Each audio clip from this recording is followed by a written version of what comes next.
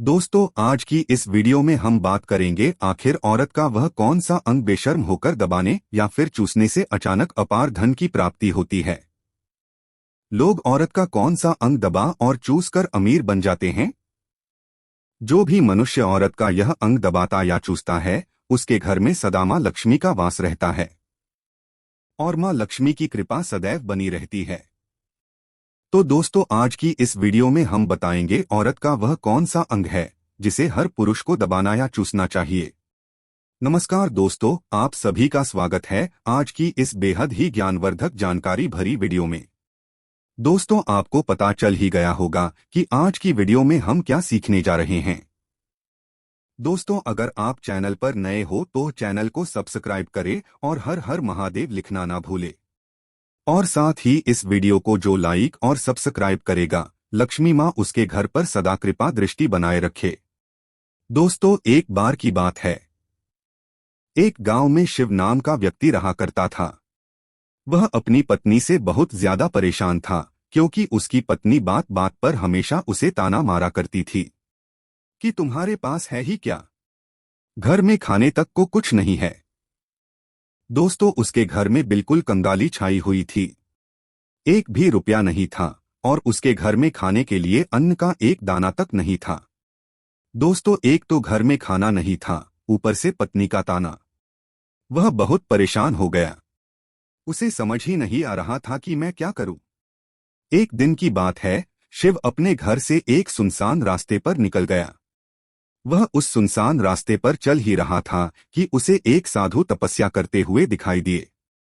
वह उनके पास जाकर बैठ गया। जब साधु ने अपना तप खत्म किया तो सिर्फ उनके सामने रोने लगा। साधु ने शिव से कहा, पुत्र, तुम्हें क्या समस्या है?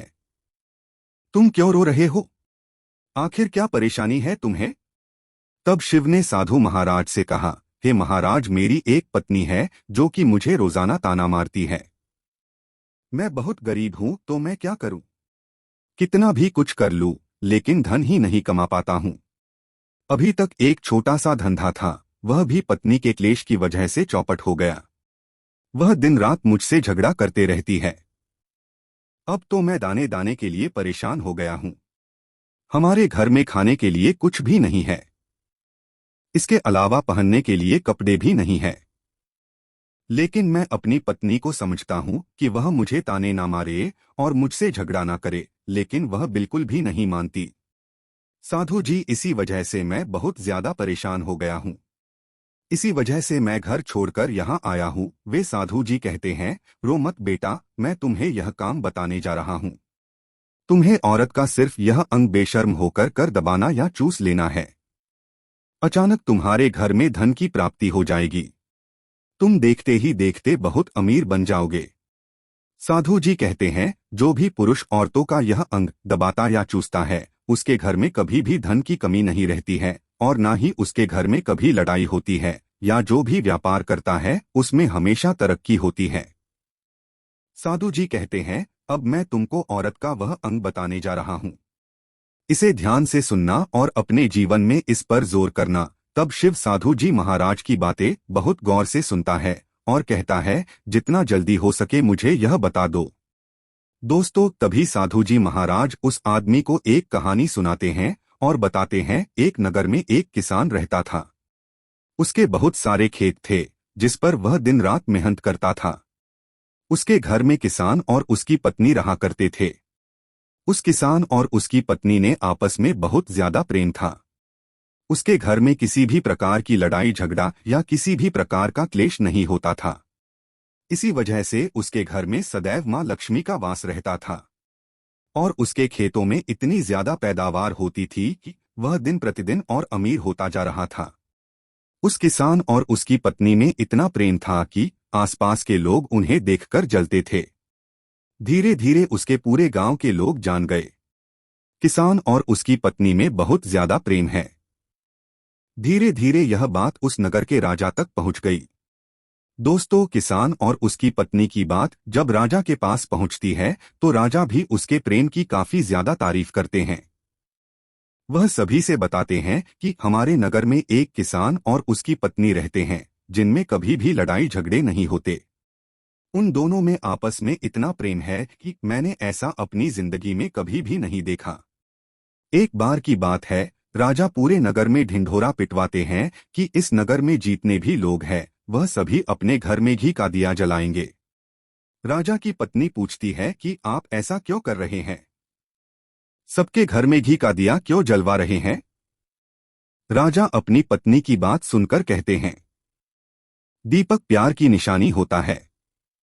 जिसके घर में घी का दीपक जलाया जाता है उसके घर में सदैव प्रेम बना रहता है, और मैं चाहता हूं कि जो प्रेम किसान और उसकी पत्नी के घर में है वह हमारे पूरे नगर में रहे, पति और पत्नी के बीच। इसीलिए मैं हर घर में दीपक जलाना चाहता हूं। दोस्तों, राजा के सैनिक जाते हैं और हर जगह नगर में ढिंढोरा पिट देते हैं और कहते हैं कि सभी के घर में रात भर घी का दीपक जलाना चाहिए। दोस्तों, राजा की बात मानकर सभी नगरवासी अपने घर में दीपक जला देते हैं, लेकिन जैसे ही आधी रात होती है तो सभी के घर के दीपक बुझ जाते हैं, लेकिन किसान के घर का दीपक वैसे ही चलता रहता है। दोस्तों, दीपक हमेशा किसान की पत्नी जलाती थी, लेकिन उसकी बात नहीं मानती थी। वह हमेशा अपनी ही मनमानी करती थी। उसका जो भी मन करता था वो वही काम करती थी। लेकिन किसान को इस बात से कोई भी दिक्कत नहीं होती थी, क्योंकि किसान बहुत समझदार था। किसान सोचता था यदि मैं अपनी पत्नी को रोक टोक करूंगा तो घर में बेवजह ही लड़ाई झगड़े होंगे। इसी वजह से कई चीजें किसान अपनी पत्नी की ये बातें अनदेखा करता था। किसान इस वजह से अनदेखा करता था कि उसके घर में प्रेम बना रहे। राजा अपने महल में चढ़कर पूरे नगर का नजारा देख रहे थे। उन्होंने देखा कि सारे नगर में किसी के घर में दीपक नहीं चल रहा है, लेकिन किसान के घर में दीपक जल रहा है। तब राजा अपनी रानी से बोलता है कि देखो, किसान और उसकी पत्नी के घर में दीपक जगमगा रहा है, लेकिन पूरे नगर में कहीं भी दीपक नहीं जल रहा है। इसी से पता लगता है कि किसान और किसान की पत्नी में कितना प्रेम है। तब राजा की पत्नी राजा से बोलती है कि जो किसान और उसकी पत्नी में प्रेम है वह किसान की पत्नी की वजह से है, और इसी वजह से उसके घर में इतना ज्यादा प्रेम है। दोस्तों, जब राजा रानी की बात सुनता है तो कहता है कि नहीं, तुम्हारा सोचना गलत है। जो प्रेम किसान के घर में है वह उसकी पत्नी की वजह से नहीं है, बल्कि वह किसान की वजह से है। रानी, यहाँ पर किसान बहुत ज्यादा समझदार है। आपका सोचना गलत है, और यही वजह है जो कि उनके घर में कभी भी लड़ाई झगड़ा नहीं होता है। दोस्तों, राजा कहता है किसान समझदार है, और रानी कहती है कि किसान की पत्नी समझदार है। दोस्तों, इसी तरह कुछ देर चलता रहता है। राजा कह रहे थे कि किसान समझदार है, और रानी कह रही थी कि किसान की पत्नी समझदार है। इसी बात को लेकर राजा और रानी के बीच काफी झगड़ा हो जाता है। इसके बाद रानी ने राजा की दाढ़ी उखाड़ डाली और राजा ने रानी को उठाकर जोर से पटक दिया। इसके बाद राजा कहता है, हम लोगों को झगड़ा करने की जरूरत नहीं है। क्यों ना हम किसान और उसकी पत्नी की परीक्षा ले। इससे सारा दूध का दूध और पानी का पानी हो जाएगा। लड़ाई करने के बाद राजा और रानी दोनों ही सहमत हो गए और दोनों की परीक्षा लेने के लिए तैयार हो गए। तब राजा अपने महल में जाता है और एक पुरुष सैनिक को बुलाता है और पुरुष सैनिक से बोलता है कि तुम किसान के पास जाओ और जो प्रश्न मैं तुमसे बोल रहा हूं वह तुम किसान को पूछना। वह सैनिक बोलता है, ठीक है महाराज। वह पुरुष सैनिक राजा की बात सुनकर किसान के पास जाता है। उस समय किसान की पत्नी खेतों में गई थी, लेकिन किसान की कुछ तबीयत ठीक नहीं थी। इस वजह से वह खेतों पर नहीं गया था। इस समय पुरुष सैनिक किसान के घर पहुंच जाता है और किसान से कहता है, मैं राजदरबार से आया हूं। राजा ने मुझे भेजा है।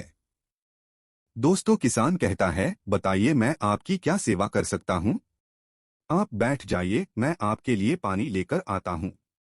तब वह सैनिक बोलता है कि नहीं, तुम कुछ भी मत लाओ, मैं राजा का सैनिक हूं, बस आपके पास राजा का समाचार लेकर आया हूं। तब किसान कहता है, ठीक है सैनिक, आप मुझे बताओ राजा साहेब ने मेरे लिए क्या समाचार भेजा है।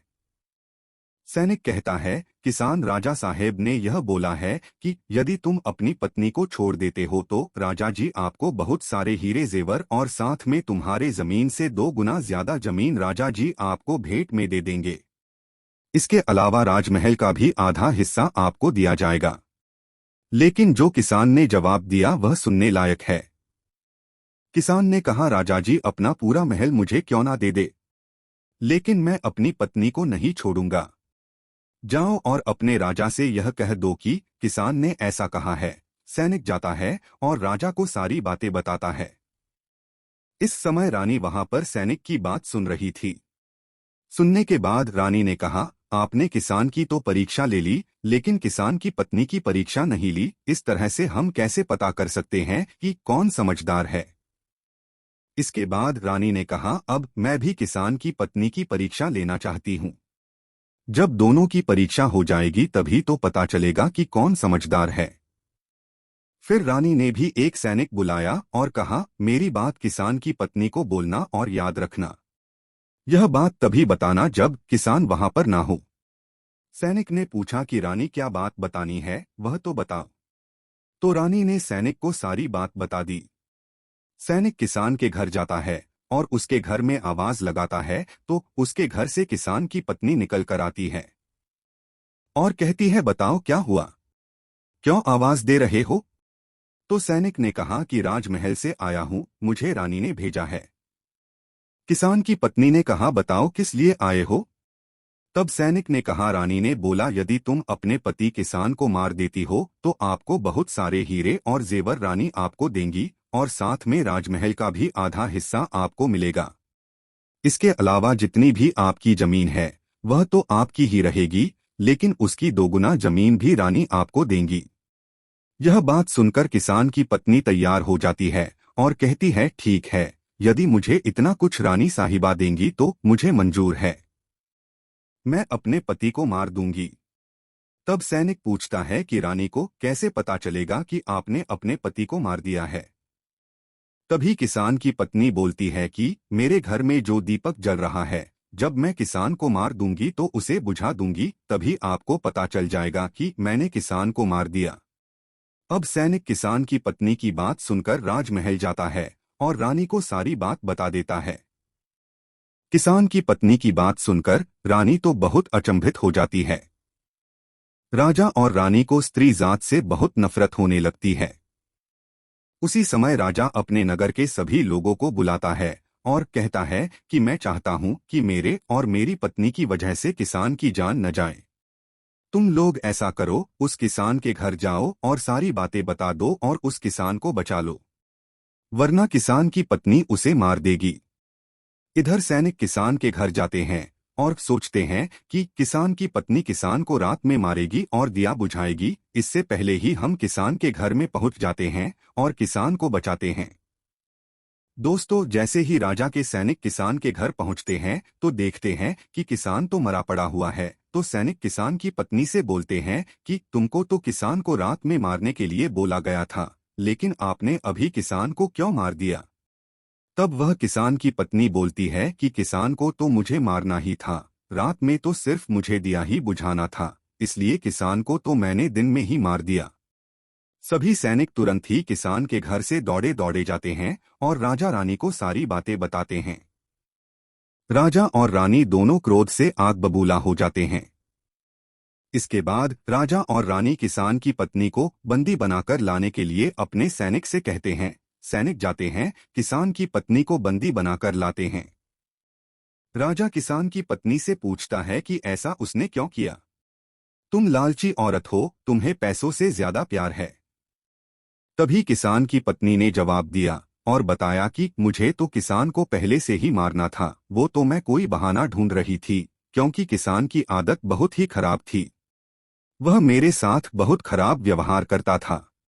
तो राजा ने कहा, ऐसा क्या करता था किसान। किसान की पत्नी ने जवाब दिया, वह मेरे नाक का ऊपर वाला हिस्सा अपनी उंगली से हमेशा दबाया करते थे। इसके अलावा किसान एक काम और मेरे साथ करता था, वह किसान मेरे कान का पिछला हिस्सा अक्सर अपनी जीभ से स्पर्श करता था। राजा ने पूछा, ये बताओ, जब आप लोग गरीब थे तब क्या किसान आपके साथ ये काम करता था। तो किसान की पत्नी बोलती है, नहीं महाराज जी, तब ऐसा नहीं करता था। तब राजा ने कहा, मैं समझ गया कि किसान ऐसा क्यों करता था। उसी समय साधु जी ने शिव से पूछा, तुम्हें कुछ समझ में आया क्या? औरत का कौन सा अंग दबाने तथा चूसने से लोगों को अचानक धन की प्राप्ति होती है? तो शिव ने कहा है, साधु जी मुझे अभी समझ में ही नहीं आया। तभी साधु जी कहते हैं, अगर अभी समझ नहीं आया तो मैं फिर से तुम्हें बताता हूँ। किसान अपनी पत्नी के साथ पहला काम करता था, वह है उसके नाक के ऊपरी हिस्से को अपने उंगली से दबाता था। तो जिस भी मनुष्य के घर में पैसों की किल्लत है, उसे अपनी उंगली से औरत के नाक के ऊपर के हिस्से को जरूर दबाना चाहिए। दोस्तों, औरत के नाक के ऊपरी हिस्से को बहुत ही शुभ माना जाता है। इसी वजह से जो ये काम करता है वह हमेशा धनवान पुरुष बनता है। दूसरा काम है कि जो भी पुरुष औरत के कान का पिछला हिस्सा अपने जीभ से स्पर्श करता है, उसके किस्मत के द्वार खुल जाते हैं, उसे अचानक धन की प्राप्ति होती है। ऐसा इसलिए होता है क्योंकि औरत के कान के पिछले हिस्से में माता लक्ष्मी का वास रहता है। जब आप ऐसा करते हैं तो माता लक्ष्मी आपसे प्रसन्न हो जाती है और आपको अपार धन की प्राप्ति देती है। और आपने एक बात तो जरूर ही सुनी होगी, औरतें माता लक्ष्मी का रूप मानी जाती है। इसी वजह से इस संसार में जो भी मनुष्य यह दो पवित्र काम करता है, उसका घर धन से भर जाता है, जो कि इस कहानी में किसान भी अपनी पत्नी के साथ करता था। लेकिन आप जब भी ऐसा काम करें तब आपको अपनी पत्नी को पूरी बात बतानी चाहिए, अन्यथा आपके जीवन में भी इसी तरह अनर्थ भी हो सकता है। दोस्तों, आज का ये वीडियो आपको कैसा लगा हमें कमेंट में जरूर बताएं, और आप चैनल पर नए हो तो सब्सक्राइब अवश्य करें। धन्यवाद।